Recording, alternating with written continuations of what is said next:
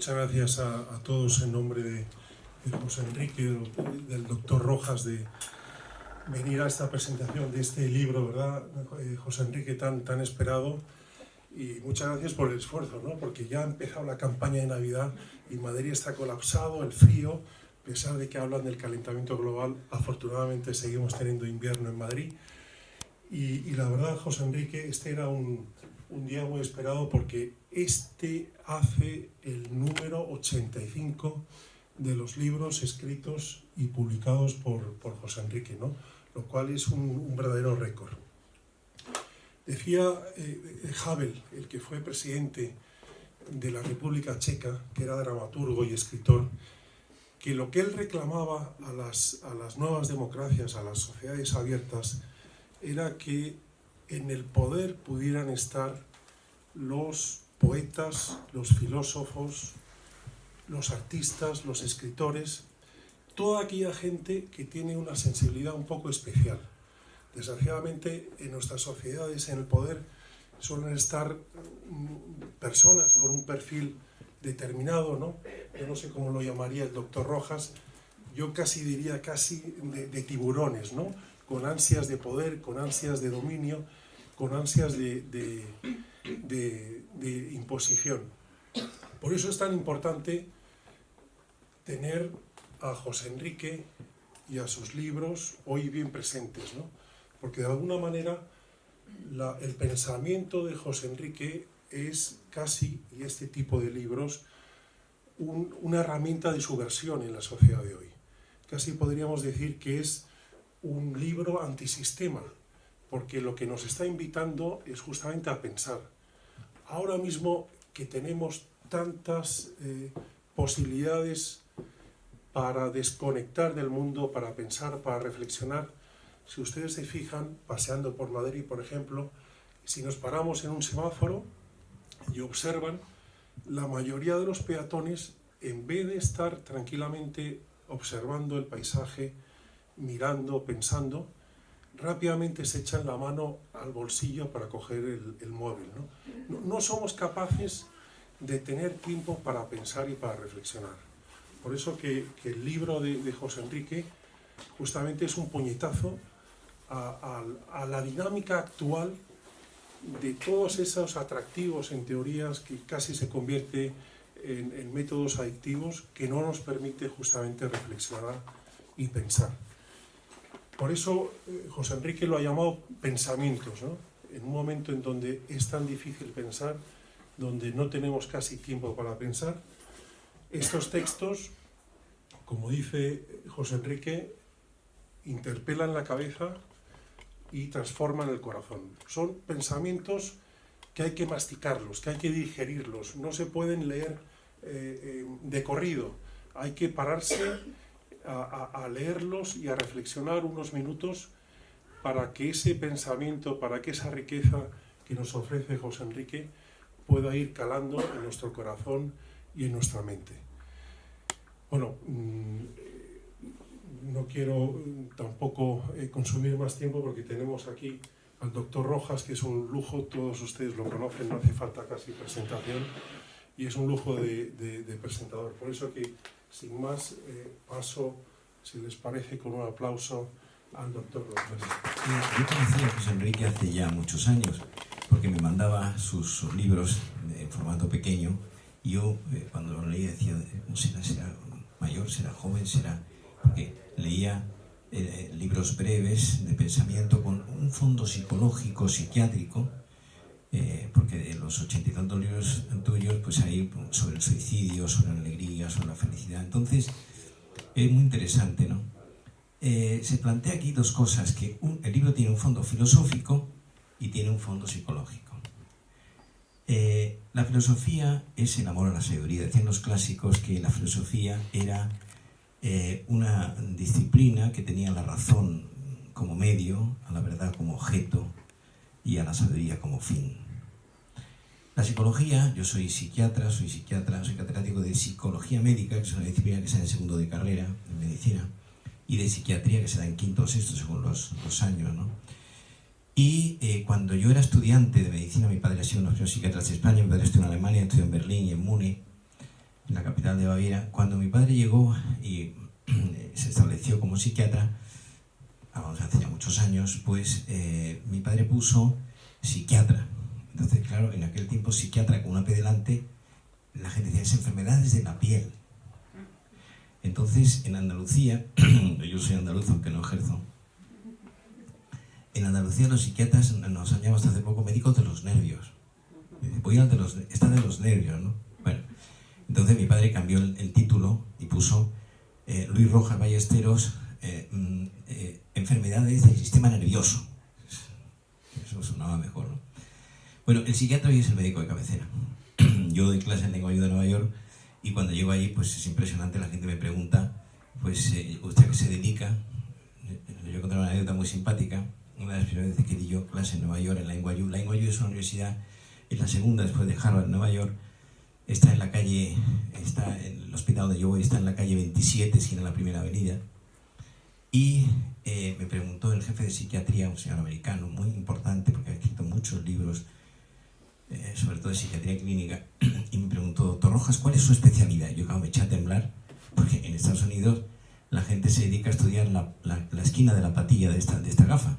Y le dije, bueno, yo me dedico sobre todo a las depresiones. Y me dijo, pero a todas las depresiones. Le dije, bueno, a las depresiones del adulto. Y me dijo, pero a todas las del adulto.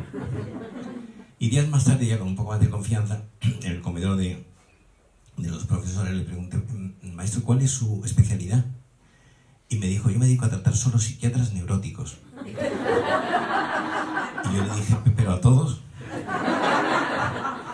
Bueno, por eso ha pensado muchas veces que el psiquiatra pues es una persona que no está bien de la cabeza o que tiene... A mí mucha gente me dice como piropo, doctor, usted es muy normal. Bien, entonces la segunda parte del libro de Enrique tiene ribetes, de José Enrique tiene ribetes psicológicos, ¿no? La psicología es una ciencia, a diferencia de la filosofía que no lo es, que tiene a la observación como meta, a la conducta como objeto y a la felicidad como fin. Una de las personas que más ha escrito de la filosofía es Kant, probablemente uno de los padres del pensamiento ilustrado francés, y Kant se hacía 4 preguntas en relación con la filosofía. ¿Qué puedo hacer? ¿Qué puedo saber? ¿Qué debo hacer? ¿Y qué me está permitido esperar? Eran 3 preguntas, yo las resumiría un poco a mi estilo, en cómo vivir. La 4ª pregunta es ¿qué es el hombre? ¿En qué consiste? ¿Qué características tiene? Entonces, a partir del libro de Enrique, voy a hacerle un comentario de los 5 capítulos, refiriéndome a muchas sentencias, pero a mí recuerda mucho lo tuyo a las greguerías de Gómez de la Serna. Yo tengo 8.000 libros en mi casa. Yo cuando me vaya al otro barrio, pues regalaré al Ayuntamiento de Madrid mis libros si es que los quieren, porque 8.000 libros no caben en cualquier esquina.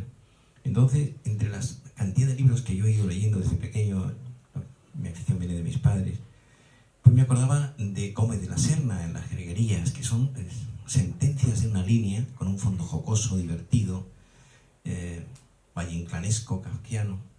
Lo más aristocrático, dice este autor, lo más aristocrático que tiene la botella de champán es que no consiente que le vuelvan a poner el tapón. Aquella mujer miró a aquel hombre como un taxi desocupado. ¿Cuál es el único animal, dice este autor, cuál es el único animal que come piedras y vuela? Dice, el come piedras volador. Son sentencias. Me ha recordado mucho lo tuyo, son muchos años leyéndote, ¿no? Entonces, yo me planteo, luego entraremos en las principales sentencias que a mí me han gustado más, me han llamado la atención, y hay 3 preguntas fundamentales que yo me hago a propósito de todo esto, ¿no? He estado recientemente dando un curso, hace 10 días, en Ámsterdam, en una universidad privada. He estado 6 horas hablando sobre inteligencia emocional, ante un auditorio muy preparado, de gente que quería estar, era un viernes y un sábado, hablando de este tema. Y me hacía yo 3 preguntas. ¿Quién soy yo? ¿A dónde voy? ¿Y con quién? Y estas 3 preguntas tienen 3 respuestas muy concretas. La primera, ¿quién soy yo? Yo resido, habito, me hospedo en una personalidad. Entonces, mi personalidad, las 2 cosas que yo más tengo son, desde el punto de vista descriptivo, fenomenológico, son mi cuerpo, vengo de Serrano 100 andando con mi cuerpo, y mi personalidad, que es mi sello, el estilo mío. Entonces, la personalidad. oí en la psiquiatría americana, yo soy hijo de la American Psychiatric Association, tiene un segmento que se llaman los trastornos de la personalidad. En inglés la palabra más suave es personality disorder, ¿no? Entonces, la personalidad hay que trabajarla con esmero, ¿no? Nos pasamos el día nosotros entrando y saliendo de la vida ajena para poner orden y concierto. Porque una personalidad equilibrada, madura, sólida, compacta, eso no va a ser fácil de conseguir. Y entonces, pensemos, por ejemplo, en las relaciones conyugales, lo que es la vida conyugal, la vida matrimonial, la vida en pareja, como queramos llamarle, ¿no? Que es un trabajo artesanal. Decía Lord Byron, un poeta inglés iconoclasta y carpetobetónico y machista, decía: es más fácil morir por una mujer que vivir con ella. Entonces, para estar bien con alguien, hace falta estar primero bien con uno mismo. Para que yo me lleve bien con alguien, tengo que tener un cierto equilibrio psicológico, sin exagerar la nota. La segunda pregunta: ¿a dónde voy? ¿A dónde voy? Y la respuesta es: yo voy llevando mi proyecto de vida. Mi proyecto de vida tiene 4 notas que residen en su interior, que son los 4 grandes temas de la vida: amor, trabajo, cultura y amistad. Y entonces, cuando uno es joven, está lleno de posibilidades. Pero cuando uno es mayor, como nos pasa a ti y a mí, uno está lleno de realidades. Es decir, la vida deja ya un segmento. ¿Qué has hecho con tu vida? De acuerdo con lo que proyectaste. Entonces, y sale, uno hace el balance existencial, arqueo de caja. Y entonces exploramos la vida afectiva, cómo va el amor que yo he elegido, los amores. No hay felicidad sin amor y no hay amor sin cultura. El trabajo, nos pasamos la vida trabajando, el amor por el trabajo bien hecho, dice el eclesiástico: ama tu oficio y envejece en él. Entonces, la profesionalidad, nosotros los psiquiatras, que nos hemos convertido en los médicos de cabecera, los 2 médicos que más suenan hoy en el mundo son el psiquiatra y el cirujano estético. La mujer que hoy se lleva es como el Real Madrid de esta temporada: sin delantera, sin defensa y sin centro del campo. Entonces, amor, trabajo, cultura. La cultura es la estética de la inteligencia. La cultura es un saber de 5 estrellas. La cultura es libertad. Y entonces la cultura empieza por la lectura. Y claro, pues yo fomento mucho a mis alumnos en la universidad y a los cercanos, y por supuesto a mí mismo, la importancia de leer. Y para leer hay que apagar el móvil, las redes sociales, la televisión, y luego te diriges al libro, ¿no? El libro es como... es una secuencia. Yo estaba saboreando las sentencias tuyas, densas, compactas, pétreas, consistentes, porque tienen mucho sabor, muchas de ellas, como es lógico, resumen mucho lo que tú llevas dentro, ¿no? Entonces, y la 4ª nota de la felicidad, o del proyecto de vida, es amor, trabajo, cultura y amistad. La amistad es uno de los platos fuertes en el banquete de la vida. Y tenemos que pensar en este momento, pues, cómo van nuestras amistades. La amistad es un sentimiento positivo que tenemos hacia alguien, de sintonía, de encontrarnos bien con él. Pero hay que ser muy realista. La mayoría de las amistades se quedan en la banda media, alta o baja. Muchas veces no llegan a la parte de alta, a la amistad íntima, por falta de, entre otras cosas, de tiempo, ¿no? Entonces, los psiquiatras sabemos mucho de eso, porque yo tengo muchos pacientes míos de muchos años que sé su vida en milagros. Pues, y como además tengo secreto profesional, pues no puedo comentar nada con nadie más que con él, con esa persona, ¿no? Y decía Sancho Panza en Las bodas de Camacho, una sentencia que me viene ahora a la cabeza, no sé por qué arte de magia: amigo que no da y cuchillo que no corta, aunque se pierda no importa. Entonces la amistad es afinidad, donación, confidencia, cercanía, dejar que el otro entre en nuestra morada interior y viceversa, ¿no? Y la tercera pregunta que yo me hacía en este contexto es: ¿con quién? La elección afectiva. En el curso que da en Ámsterdam dediqué 1 hora a hablar de lo que llaman los ingleses, mis conferencias fueron en inglés, hitting the mark, repetía yo, dar en la diana, acertar en la diana. Qué difícil y qué complejo es eso, no dar con la persona adecuada. Me decía hace poco un chico joven que se ha casado con la Claudia Schiffer de Madrid, pero sin cabeza, y me decía: debía uno casarse a los 50 años, pero con un cuerpo de 20, con la experiencia de tal, porque uno se enamora de 20, de 20 años y no tienes perspectiva, no tienes visión de la jugada, ¿no? La tercera dimensión es esta, el amor. El amor tiene un alto porcentaje de artesanía psicológica. Y entonces, yo no creo en el amor eterno. Yo creo en el amor que se trabaja día a día. En ese sí creo. Y el amor es alquimia y magia y códigos secretos y complicidad. Arte y oficio. El amor es el texto eterno ardiendo al borde del camino. Y entonces, hoy lo vemos nosotros. ¿Quién iba a decirme cuando yo estudiaba medicina? A mí nadie me habló de esto, ¿no? Yo dedico 2 clases en la universidad, en el curso académico, a hablar de crisis conyugales. Yo suelo decir en los tiempos que corren que el que no tiene una cierta crisis conyugal o está soltero o está viudo. Por lo tanto, insisto, esto es uno de los grandes apartados, ¿no? Bien, en el caso de José Enrique, ha dividido su libro en 5 apartados. Yo he seleccionado lo que me parece más interesante, ¿no? Porque lógicamente son muchas las frases, los pensamientos que asoman en este sentido. Me voy a referir a los que a mí me han parecido particularmente interesantes. Bien, los 5 capítulos son: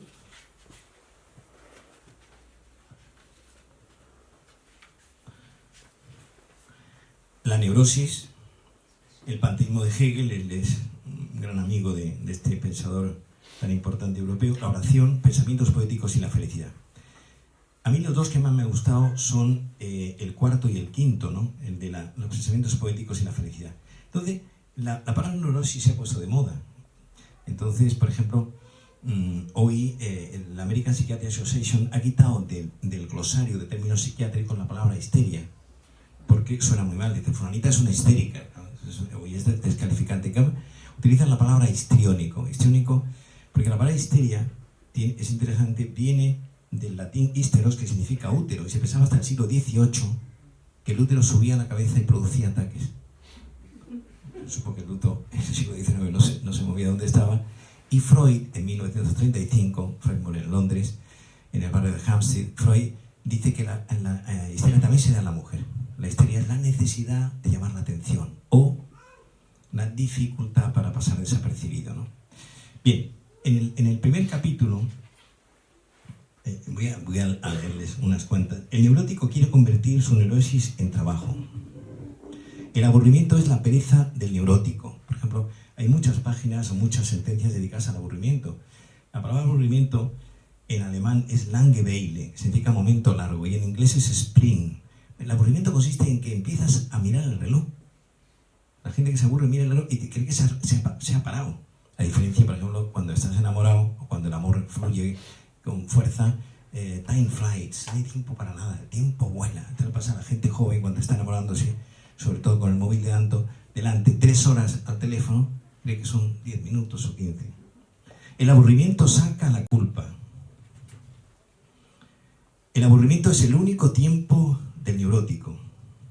La pereza es todo voluntad. Por ejemplo, me sorprende mucho que tienes unas cuantas cosas sobre la voluntad. Yo hablo mucho de la voluntad. Tengo un libro, mi último libro, de Planeta, que se llama 5 consejos para potenciar la inteligencia. No sé si lo tienes. Uno de los consejos es la voluntad. Los americanos la definen, la psicología médica moderna de corte conductista dice esto de la voluntad: capacity to postpone the reward. La voluntad es la capacidad para aplazar la recompensa. Si tienes voluntad, no espera resultados a corto plazo, sino a largo. Bien, la pereza es todo voluntad. La conciencia es una mano. La neurosis es la superación de lo onírico. Lo onírico es, en Freud, el contenido de los sueños, es decir, aquellas unidades temáticas que asoman durante el sueño. El neurótico tiene miedo, terror a la falta de rigor. Es muy interesante, por ejemplo, no sé si tú conoces la teoría de Freud sobre la neurosis. Freud dice, estamos hablando de principios del siglo XIX, del siglo XX, Freud define la neurosis de la siguiente manera: habla de la arquitectura de la personalidad. Dice que la personalidad tiene 3 dimensiones: el yo, que es el centro rector de la personalidad; el ello, que es la parte de la personalidad dedicada a los instintos o las pasiones; y el super yo, que es la dimensión, vamos a decir, cultural o espiritual. Y dice Freud, la neurosis de ansiedad consiste en la contracción del yo es una interpretación geométrica. La contracción del yo que no puede, digamos, darle al mismo tiempo a las demandas del ello, los instintos, al superyo, que son las normas morales, y a la realidad, y se contrae. De hecho, la palabra angustia viene del latín angor, que significa angostura, y en inglés es anxiety, que significa distensión por dentro. Bien, de este capítulo, voy a quedarme con... El neurótico tiene la obsesión de la normalidad. Por ejemplo, nosotros sabemos que una de las características de las personas obsesivas es la tendencia al orden patológico. Es decir, le llamaba un catedrático de psiquiatría de Moon, le llama ordenalidad, que es cuando digamos, los maniáticos del orden, ¿no? El segundo capítulo, en relación con Hegel, voy a leer algunas de ellas. El panteísmo es la dialéctica del espíritu. El panteísmo es la cosmovisión de la dialéctica.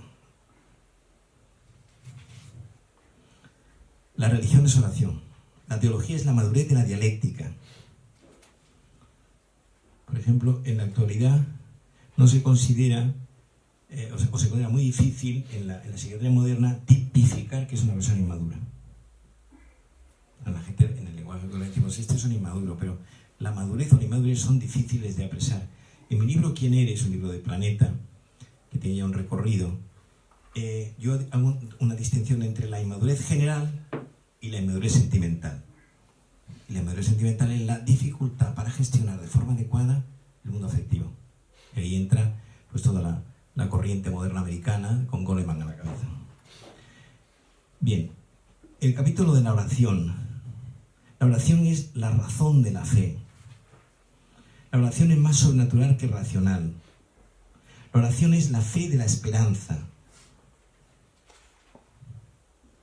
La oración es perdonar. Por ejemplo, nosotros en la psicoterapia, muchos pacientes nuestros, le decimos lo siguiente, gente que está atrapada en recuerdos negativos del pasado, y yo utilizo una fórmula, que aparece en algún libro mío: la felicidad consiste en tener buena salud y mala memoria.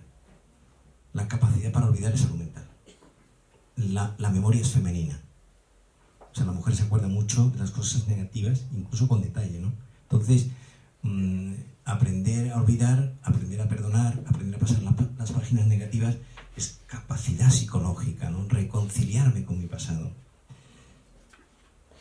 Bien, la oración es la culminación de la vida. Estas me gustan mucho, estas que vienen ya sobre la poesía. La luna es la noche a la deriva. Creo que te has lucido mucho. Y el rostro del viento es una rosa helada. Los pétalos de la rosa son trigales enamorados.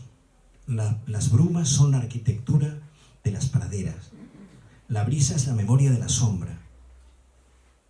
Por ejemplo, yo soy muy aficionado a la pintura de vanguardia. Sobre todo, no hay que olvidar que la pintura de vanguardia tiene los tres grandes pintores del siglo XX son españoles: Picasso, Miró y Dalí. La gente que no entiende de pintura de vanguardia, cuando ve, por ejemplo, un Miró, a mí Miró me gusta más que los otros dos, la gente dice, eso también lo pinta mi nieto. Es un lenguaje distinto que es necesario conocer, ¿eh?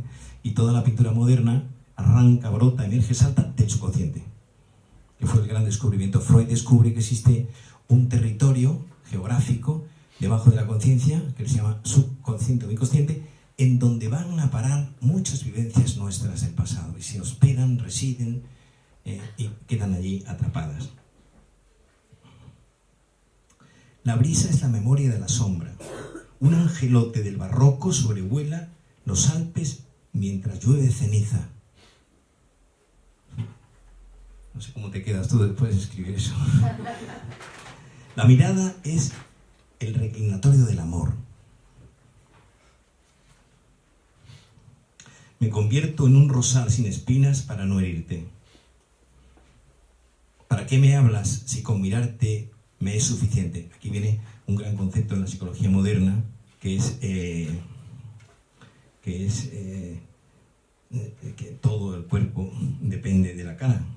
Todo el cuerpo depende de la cara. Cuando uno se enamora de la cara, ¿no? Y la cara tiene en los ojos y en los labios la gran capacidad de contacto interpersonal. Nuestro contacto con la realidad es un contacto facial, ¿no? Dios es tan bueno que se arrodilla ante la cruz del mal ladrón. Bueno, Fátima convierte las nubes del camino en Oasis. En Rosas, veo que te acuerdas bien de Alejandra, que está aquí. Sueño de ningún olvido. La luna es el arte de la noche.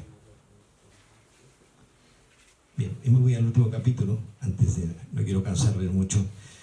El último capítulo es dedicado a la felicidad. Yo he escrito mucho sobre la felicidad, y la felicidad es un mar sin orillas, ¿no? En inglés es happiness is a bottomless well. Bottomless, un pozo sin fondo. O sea, he participado en muchas mesas redondas. Hay un profesor de Harvard en Nueva York, Ben Allard, que ha trabajado mucho sobre la felicidad, y es increíble. Lo que se ha publicado en los últimos años sobre la felicidad en el mundo occidental es ingente, ¿no? Bibliografía, libros. La ilusión es la terapia de la felicidad. Parece que me ha robado a mí la idea. Yo digo, la felicidad consiste en ilusión.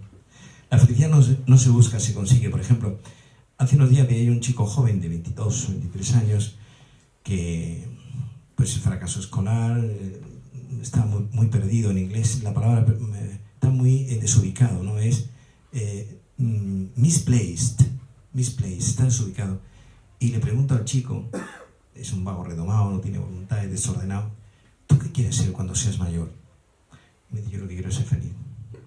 La felicidad es un resultado, como lo dice esto en esa sentencia. La felicidad es suma y compendio de lo que yo he hecho con mi vida, de acuerdo con lo que proyecte. Esa es la felicidad, es un resultado. Y donde no hay una felicidad a priori, sino a posteriori. El que no es feliz es porque no ama a Dios. Ahí sale tu fondo espiritual. Dios es la felicidad. Bien, yo voy a terminar haciendo un par de consideraciones a propósito del libro y a propósito de tantas cosas que nos sugieren este texto.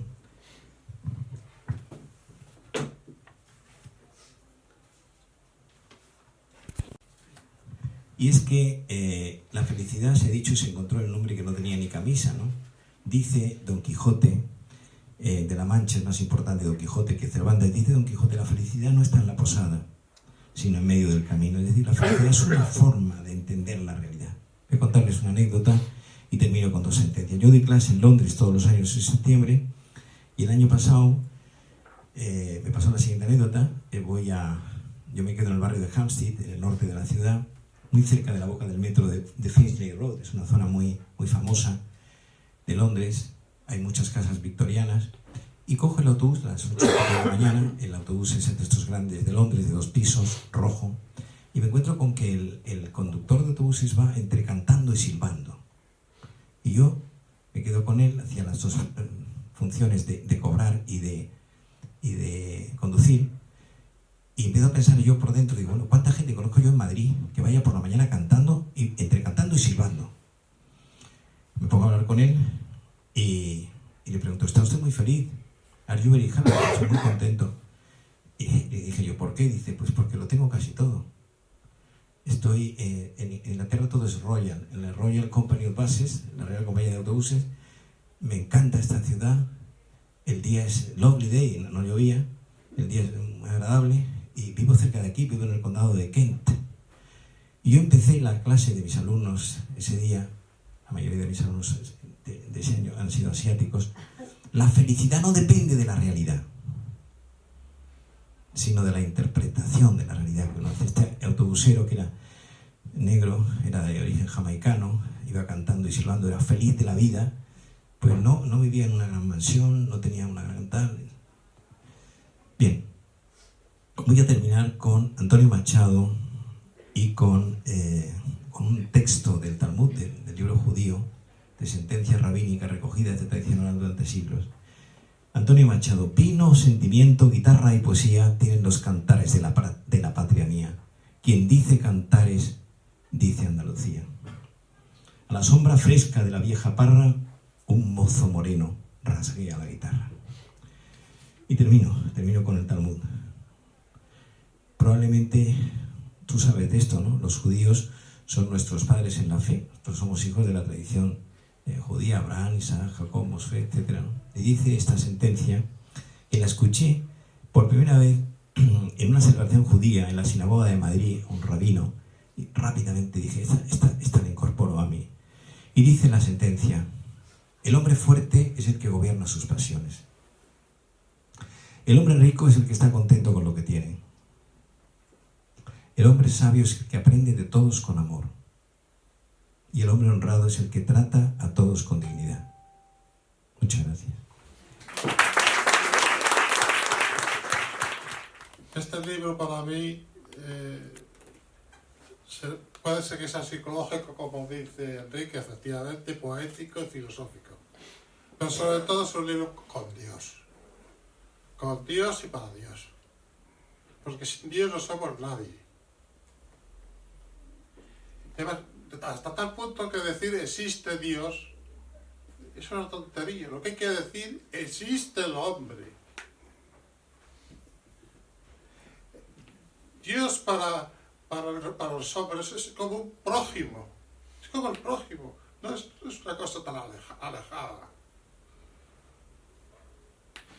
Tanto se escribe y se filosofa desde hace mucho tiempo contra Dios, que ya resulta agotador, por lo menos para mí que soy filósofo y escritor. Porque se puede ser ateo perfectamente, pero lo que no se puede ser es anticristiano, porque Dios no lo merece.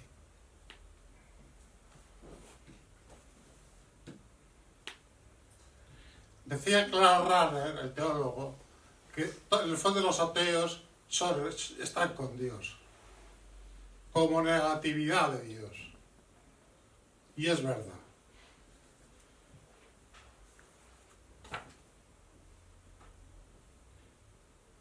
Pero habría que decir también, Nietzsche, los filósofos de la sospecha, los maestros de la sospecha, que en realidad son los filósofos de los hechos consumados, lo único que han hecho es blasfemar contra Dios, atacar a Dios e insultar a Dios.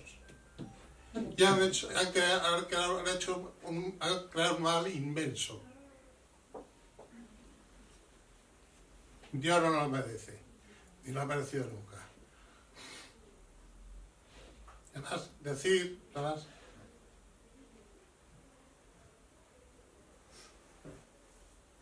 que Dios murió antes que Nietzsche. Tanto hablar, Nietzsche ha dicho Dios ha muerto. ¿Pero qué ha dicho Nietzsche de original? Sino nada. Dios murió 1900 años antes que Nietzsche. Y graciosamente luego murió la muerte, Dios. Cosa que Nietzsche no. Nietzsche no tenía Dios, pero tenía amo. Como tantos. Ateos y agnósticos. Ateos y anticristianos. Sobre todo anticristianos, ya digo. Y por otra parte, dice Hawking, por ejemplo, el astrofísico, cosmólogo,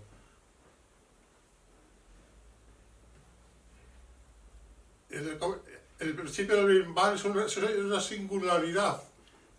¿Y qué es eso? Todo el mundo. Hawking ha dicho que es una singularidad el origen del mundo. ¡Qué barbaridad!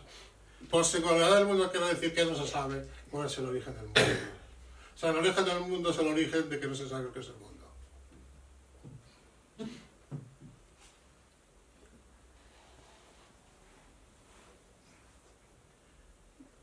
Y por otra parte,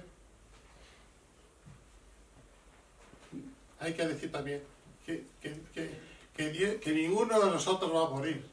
Ninguno no estamos aquí, ni nadie va a morir. No existe la muerte. Solo existe la muerte para el que ve morir. Los demás vamos a la otra vida, con Dios. Radicalmente con Dios.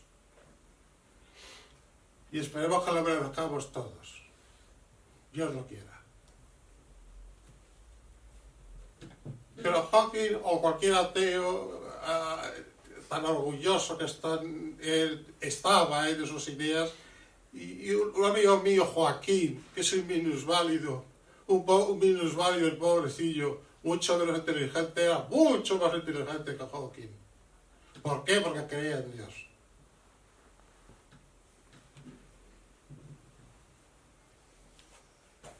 Y este libro esencialmente es eso, como ha dicho Enrique, pero sobre todo es un libro con Dios y para Dios. Porque lo siento así y pienso que así lo debía sentir todo el mundo. Pero en fin, no, tampoco. Yo hablando de la neurosis, como dice Enrique, diría, la neurosis es la claustrofobia de la enfermedad. La neurosis se cura porque no se cura. La neurosis es el médico que ha podido con la... La neurosis es el neurótico que ha podido con la neurosis. Y hablando del libro de poesía que también ha dicho Enrique, de las nubes, de los pensamientos poéticos, se puede decir: las nubes del Calvario son rosas del viento. Para Dios la noche la sombra de los apóstoles. Dios mío, rezo contigo porque tú eres la memoria de mi oración.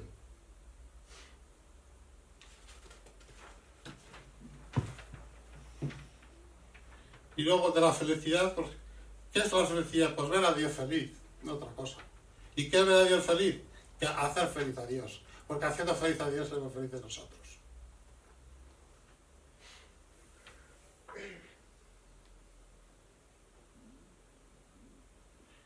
Y de la oración que se puede decir que es pura mística la oración. La oración es la eternidad en unos labios. Y luego ya el libro sobre Hegel, que es un texto pequeño, pero un poquillo más complicado. ¿Qué se puede decir de Hegel? Pues Hegel es un cristiano en el fondo. Y si se diga lo que se diga, Hegel es un cristiano. Un panteísta, pero en el fondo cristiano. Para Hegel, Dios es la armonía del abstracto.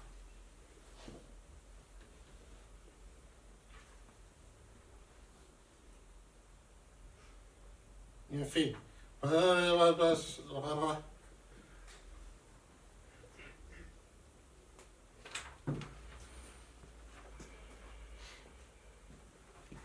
sí, decir eso, que es un libro que se ha escrito con Dios y para Dios. Nada más. Muchas gracias a Alex Rosal y al doctor Enrique Rojas. Si se hace este libro sería imposible. Gracias a mi mujer Fátima, que es un ángel, como lo sabéis todos.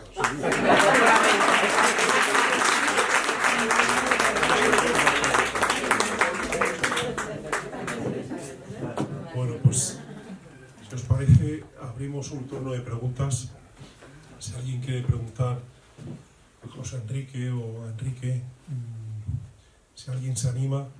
Yo, si me permites, José Enrique, para dar tiempo a ir pensando preguntas, como editor a mí me gustaría que nos pudieras contar cuál es tu proceso a la hora de escribir. O sea, porque Enrique, que también ha escrito muchos libros, no tantos como tú, porque tú ya has escrito 85, que eso son palabras mayores, pero ¿cuál es el método que utilizas? ¿Cuáles son tus hábitos?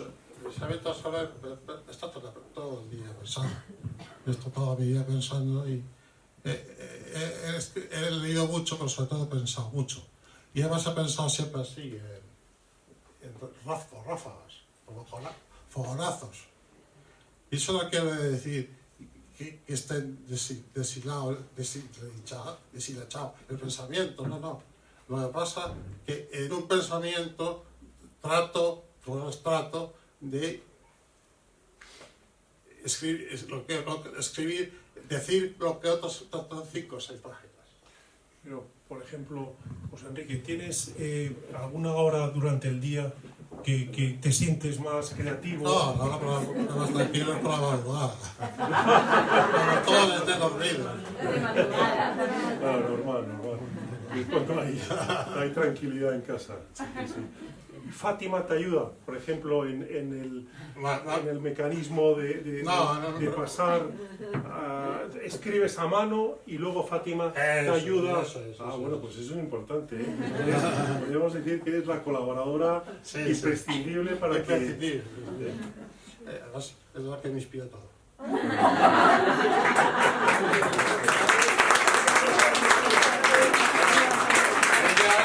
También mis 3 hijas y mi hijo Arturo, claro. Sí. Está muy bien. No sé si tiene alguien alguna pregunta. Tenemos aquí a una persona muy interesante que es de Etiopía, que se llama Ángel, que es un chico joven, tendrá 81 años. Ángel, te acercamos el micrófono para que digas algo. Buenas noches. Hacía mucho que no había oído un testimonio tan directo de Dios y para Dios. Y bueno, pues también me toca a mí. Yo creo que en Etiopía, en África en general, ya me perdonarán los ateos, yo creo que hoy día incluso los ateos creen en Dios. Porque la creencia en Dios no es una cosa racional, es vital. Es como el aire, no te preguntas si está el aire, no lo ves, pero está ahí. Es como una madre que tiene un niño pequeño.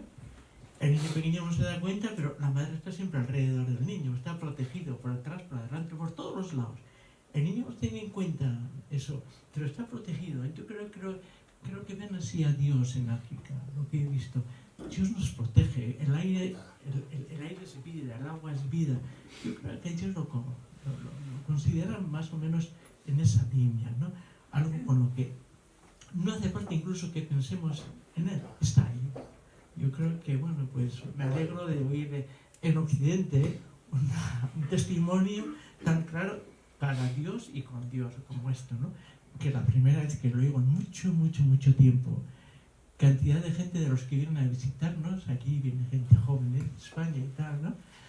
Y pues no sé si al año pueden venir 300, hasta 500, depende. Yo me atrevería a decir que el 98% son ateos o agnósticos, pero el 98% son anticlericales.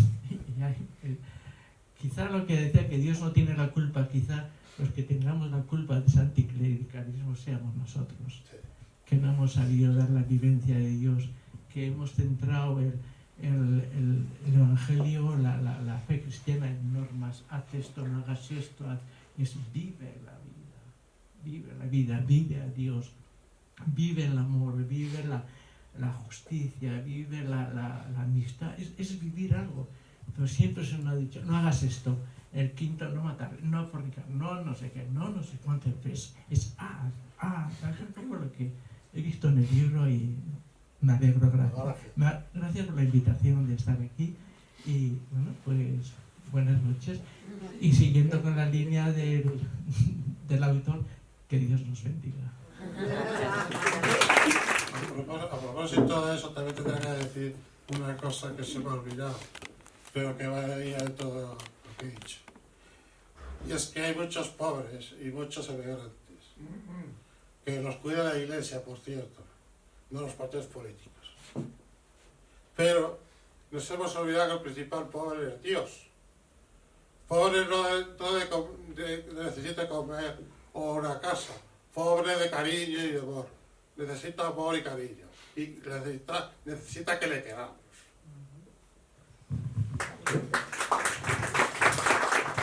Fernando Hidrobo, que es una persona muy importante en Ecuador, es un gran empresario, y quiero que cojan la palabra, de Guayaquil, capital económica de Ecuador.